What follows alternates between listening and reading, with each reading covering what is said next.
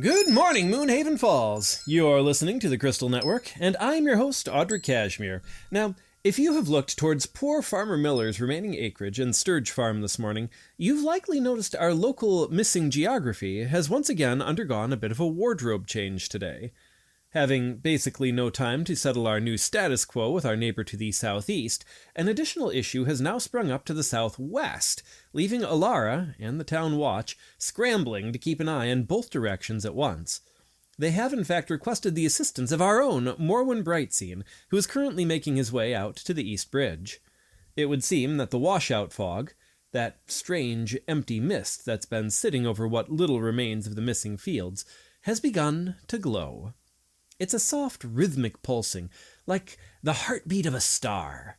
Timmy went out there earlier with a light meter, and he says the glow is not coming from the air, but from what the mages he consulted are currently calling null space. It is admittedly quite beautiful, but Alara Vancroft, at the urging of Alara Meadowlight, has extended a no-go zone by another 100 yards. Animals are refusing to graze nearby, the Stirges have worked themselves into a frenzy, and even the crows are giving that patch of the valley a wide berth. Whatever that cult started months ago, it's clearly not finished. The entire land purportedly feels like the air before a storm. Charged, and just waiting for something to happen. You're listening to the Moonhaven Falls Crystal Network. Good morning, Moonhaven Falls. This is the melodious voice of the scaled sophisticate himself. I am Ignis, and we have now reached our 10th week of these little mental exercises, and I must confess, when we began, I half expected to find my mailbox filled with nothing but rocks and rather poorly drawn caricatures of my tale, but instead, you've shown a remarkable capacity for growth. To the local cobbler who spent most of the hour explaining to his apprentice why a boot has a soul but no soul, I salute your dedication to the craft of thought. The answers to last week's riddles are as follows: a shoe, or a boot if you prefer, a thimble, an axe, a bucket, a ram or a sheep, a quill or a pen, and finally, a purpose, a goal, or a direction, all of which are acceptable as I did not specify well enough, and I admit that even I occasionally make small mistakes. Now, you have proven that you can see the physical world. You can understand the tools of the smithy, of the kitchen, of the field. But a true thinker looks beyond what can merely be touched. Today, we look at the invisible architecture that holds civilization together. We are moving into the library, my little ones. Let us see how you handle the weight of things you cannot see. I am made with breath, and I am bound by your honor. I have no shape, yet I can be kept or broken. If I am kept, I am a shield. If I am broken, I am a scar. What am I? The first of 7 blueprints to the unseen world. Do take your parchments to Timmy. I have told him he no longer need accept answers written in crayon from the adults, so do put a bit of effort into your penmanship. Until next week, Moonhaven, build your minds well, lest they be assaulted. Good day, Moonhaven Falls. I am Selene Meadowlight, and this is the Magic Minute. We're going to begin today with a cautionary tale regarding academic ambition and the illegal modification of conjuration matrices. A group of third-year transmutation majors at the Arcane Academy were formally disciplined this morning after accidentally setting off the campus's esoteric alarm system. Apparently, they were attempting to rewrite a standard create food and water formula to instead manifest prescribed beverages, specifically a very highly sought-after aged elven plum wine that normally takes around 40 years to properly ferment. They were, of course, caught because they forgot conjured alcohol carries a highly distinct, very localized, magical aroma that smells exactly like burnt sugar and bad decisions. Dean Sterling himself intercepted the batch, and according to the disciplinary report, the students received a stern 3-hour lecture on the dangers of bootleg conjuration and the alteration of magical matrices without proper oversight. When I reached out to him for a second word, he didn't admit that, and I quote, "It was the crispest vintage I have ever tasted since the Second Age." They do still have detention until midsummer, but at least it turns out their magical craftsmanship was well validated. And speaking of liquid courage, our artifact of the day is currently sitting here in the station.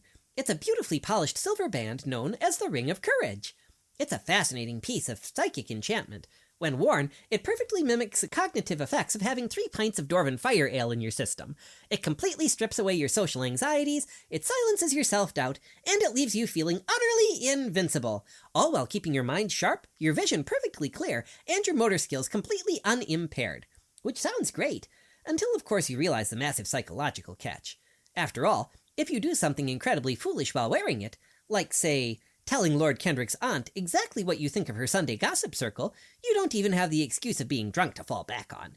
You are completely sober, utterly clear-headed, and still thought it a brilliant idea to insult the local nobility to their faces. Use with caution, Moonhaven. True courage requires action despite having a filter, after all. Up next, we have the Laws of Reality, 5th Magical Revision. Today, I've decided to address the laws of object interaction, or as my mother likes to call it, the single free hand. All right, let's say a goblin runs into the studio right now. In a single 6-second window, I want to draw my sword, kick open the door, grab a potion off the shelf, drink it, flip the table for cover, and then take up a defensive stance in case he attacks. That's just standard panicking, right? In your mind, perhaps, Audrick, but the Weave is a very strict accountant of time. In a single turn, the universe will allow you exactly 1 free object interaction, completely integrated into your movement or action. So, for example, you can draw 1 sword, or you can open 1 door, or you can pick up 1 potion to drink. Wait, just 1? So, if I draw my sword, I can't even open the door or a window to run away? Not without using your primary action to do it. If you use your free interaction to draw your blade, then turning the doorknob would require your entire offensive focus for that interval. You can't just flail through the world like a hurricane, after all. Every physical touch has a temporal cost. Well, that's infuriating. Well, all right, let's pick a different scenario then. What if I don't want to fight a goblin? What if I want to use the push mechanic, huh? That threshold anvil is still sitting in the middle of the lower ward thoroughfare. I bet if I get a running start, I could just use my muscles to push it out of the way, right? Yes, the laws of weight and momentum. The Weave dictates that you can push, drag, or lift a weight in pounds up to 30 times your strength ability. Okay. So, if our sturdy bouncer has a strength score of 18, 30 times 18 is 540 pounds? He can push 1/4 of a ton? He sure can, but there is a rather heavy tax on your velocity. After all, if you're pushing, dragging, or lifting anything that exceeds your standard carrying capacity, 15 times your strength ability, your movement speed is instantly dropped to a flat 5 feet. 5 feet? That's a crawl. You're basically shuffling your boots in the mud. Because you're straining against the geometry of the universe, Audrick, and do remember that 4,000-pound threshold anvil? Even if you had 10 average citizens pushing it together, the law doesn't allow you to simply combine your strength scores mathematically to move a singular object, not unless you're all acting under specific mechanical aids. Without a block and tackle, you're just 10 people making very loud feudal grunting noises in the street. So I can draw my sword, but then I'm stuck behind the closed door. And if I try and push a heavy box out of my way, I move at the speed of an elderly turtle? Pretty much, yeah. The universe expects you to plan your movements with deliberation, Audrick. After all, only 1 object at a time. I'm going to start wearing that Ring of Courage just to have the bravery to face these rules every week. Well, keep your hands to yourself and your interaction singular, Moonhaven. This has been Selene Meadowlight with the Magic Minute. Greetings to the Jarls, a smug salute to the housecarls, a wry smile to the bondsmen, the acolytes, and, as ever, to the citizens of all walks of life here in the Lost Realms. Welcome back to Crossroads Chronicles. I am Audrick Cashmere. Now, usually, when we talk about the undead on this show, it involves things like silvered blades and mighty crusades. But tonight, we're looking at a different kind of transition. Nestled right between the Apothecary and the Weaver's Guild, a new storefront has appeared. One that does not smell like garlic, but more like expensive jasmine and high-end bronzing oil. Joining me is the proprietor of the Gilded Vein, Moonhaven's first Damphir fashion mogul, Estelle Vane. Oh, Audrick, mogul is such a heavy word. I prefer aesthetic architect, but I do thank you for having me. My apologies. Now, Estelle, you've been very open about your heritage. It's not every day a Damphir sets up shop in a town famous for its bright mountain sun and magical fountains. Most people with your condition tend to stick to crypts or the deeper caves. Oh, please, Audrick. The caves are terrible for the complexion, and crypts have zero sense of seasonal color palette. Yes, I am a Damphir. I have the speed. I have the strength. I have the very inconvenient craving for rare steak. But I also have a pulse, and more importantly, I have a vision. Now, you mentioned to me before we started that you weren't born this way. There was an incident? Yes, a few years ago, a rogue vampire, one of the old, apparently bored ones, decided that I would make a lovely permanent accessory. I barely survived his, attention. Thankfully, a group of passing adventurers settled his tab permanently before he could finish the job, as it were. He is Ash, and I'm vampire adjacent. Now, many in your position would have taken your newfound strength and sought a life of monster killing or mercenary work. After all, you have a boost to the physical gifts for it. Oh, Audrick, look at these nails, honey. Do I look like I want to spend my Friday nights wrestling ghouls in a damp crypt? Bloodshed is so messy. Ruins the draping of a good silk. I have all of this heightened grace, and simply nowhere to put it. So I turn toward tailoring. I can stitch a hem faster than a blink, and see a loose thread in pitch dark. Why fight when you can flourish? And that brings us to the Gilded Vein. It is a bit of a contradiction, though, isn't it? A Damphir running a tanning salon as part of her fashion boutique? Oh, not at all, honey. Look, I can rock the pale and mysterious look with the best of 'em. It's a classic for a reason, but let's be honest, it's really not for everyone. Some people want that just back from the summer on the Sword Coast glow, without the risk of actual sun damage or, stray fireballs. My salon uses enchanted amber lamps. It is a controlled, magical light. It's safe, it's luxurious, and it pairs perfectly with my new line of sun-safe evening wear. I'm sorry, sun-safe evening wear? Oh, yes, high-collared capes with reinforced lunar thread for the nocturnal crowd who wants to step out into the early dawn without, let's say, singeing, or even the fashionable traveler who wants to look like a dark elf noble without all of that political baggage. Well, you've certainly captured the town's attention, but how are the neighbors taking it?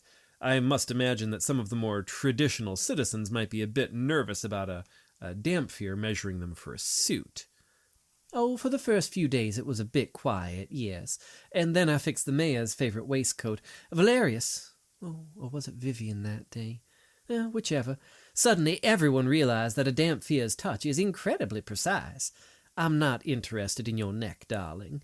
I am, however, interested in your neckline. If I can survive a vampire attack, I can certainly survive a grumpy blacksmith complaining about his inseam. Though I do have to say, we really need to adjust that shirt for you, Audrick. Well, the shop certainly brightens up that corner of the street. Before we let you go, what would you say is the must-have accessory for the upcoming Moonhaven Gala? Oh, deep crimson scarves, no question. Bold, vibrant, and, if you get them from me, enchanted to never slip. It's a color that says, I am here, hear me roar, even if you don't have the reflection to prove it. Estelle Vane, thank you for bringing a bit of high fashion to the Chronicles. Absolutely, and stay fabulous, Audrick. Also, do stop by. You are very much a winter pallet if ever I saw one, and we need to get you out of that spring brown. Well, I'll take that under advisement. Estelle Vane, ladies and gentlemen, and you're listening to Crossroads Chronicles, here on the Crystal Network. Good evening, Moonhaven Falls. If you are listening from the Eastern Districts, please ensure that your doorstep glowstones are uncovered and your window shutters are securely barred. We begin tonight with a development from the marsh line that has left the town council divided, the guard on high alert, and our lord in the castle looking crazy. Whether that's crazy like a fox or just plain loco is still up for debate. Now, as many of you know, following the recent devastating vanguard surge from the Shadowfen, our local defenders have been stretched into a thin, exhausted line. But at dawn today, the sun rose to reveal something entirely unprecedented. A flag. Off-white, stark against the gray reeds, planted perfectly on the boundary line, just on the far side of the river. No one knew what the flag was made of. No one really wanted to get close enough to touch it and find out, because the entity carrying it was the Fade. With the area still classified as a Class 8 threat, non-adventurers are not permitted to cross the threshold, and so the task fell to the Crystal Network's own incorporeal correspondent, Morwen Brightseen. Morwen joins us now via resonance crystal from the Eastern Watchtower. Morwen, walk us through it. Well, thank you, Audrick. Yes, walk us through it, an interesting choice of words, given my feet weren't touching the mud, and yet I have never felt more grounded by sheer, unadulterated dread. When Captain Bancroft asked for a volunteer who could not be touched, I realized my unique post-living state made me the only real candidate, and so I drifted over the brackish water. The silence out there, Audrick, it was absolute. No insects, no birds, just the Fade, standing by that flag. Up close, the fabric didn't look like cloth either. Looked wrong. Honestly, I didn't linger on it. I've no desire to know what the Fade could get its hands on that was that particular colour of off-white. I will say it did not attack. Didn't even speak. Just held out a heavy, wax-sealed parchment. When I took it, its hand passed through mine. Now, I don't have a nervous system anymore, Audrick, but I swear my hand froze solid. It didn't look at me. It looked through me, as though I were a inconvenient breeze, then simply melted back into the fog. Truly a terrifying ordeal, Morwen, and we're glad you returned intact, metaphorically speaking. Likewise, Audrick. You'll forgive me, but I'll be spending the rest of the night hovering near the station hearth, trying to remember what warmth feels like. Back to you. The parchment Morwen retrieved was delivered straight to Lord Kendrick's representatives under heavy guard. The Crystal Network has obtained a transcribed copy of the missive, and it reads as follows. To the current custodians of the Shanzel Island and the Urth-Nar Plateau, it appears our initial introduction was fraught with mutual misunderstandings. Mistakes were made. You surprised my vanguard by being here, and my vanguard reacted with their natural exuberance. I admit I compounded that mistake by sending a scouting force across the channel, rather than approaching openly. So, let's start anew. I propose to you a division of geography.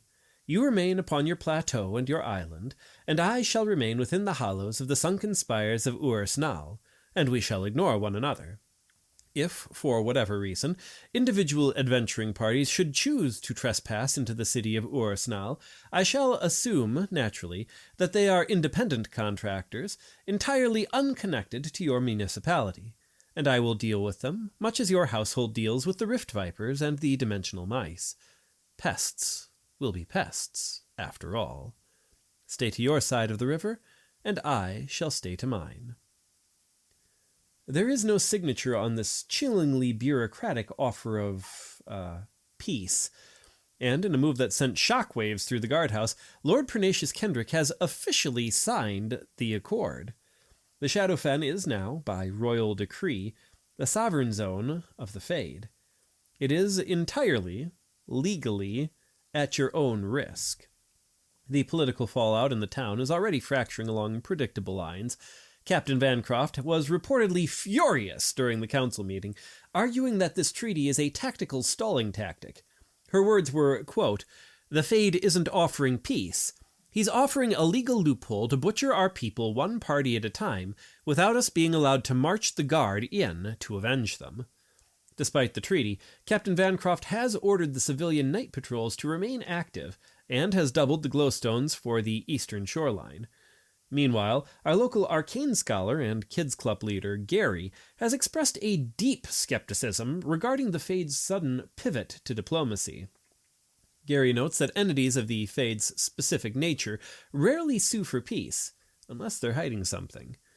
The running theory among the Whispering Caverns circle is that the Fade has not yet fully consolidated its power over the deeper monsters, or that, perhaps, it's unearthing something ancient within the sunken spires of the Shadowfen, and it requires us to stop sending interference while it digs. Yet, up in the castle, Lord Kendrick's advisors are painting a very different picture. By declaring the swamp a bounty-only non-municipal zone, the Crown has completely washed its hands of any liability. Should an adventuring party march into the bog and disappear, well, they knew the risks. That said, if that same party manages to bring back treasure or a relic, well, Crown still collects its 10% registration tax at the city gates. A pragmatist's dream, unfortunately paid for in the blood of desperate freelancers. So, listeners, the Shadowfen remains along the edge of the Moonhaven Falls. The treaty is signed, the border is quiet. But as you look out toward the Shadowfen tonight, ask yourselves the question that everyone from the guardhouse to the taverns is now whispering. What's it hiding down there? And what happens when it finishes digging? This is Audrick Cashmere for the Crystal Network, signing off. Sleep well, if you can, Moonhaven Falls.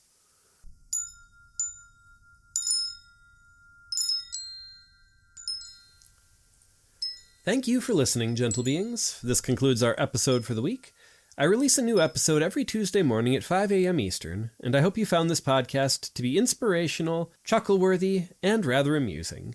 If you did, I would appreciate it if you'd take a quick moment to subscribe to the channel and follow the podcast, perhaps a second one to rate it or share it with a friend or community.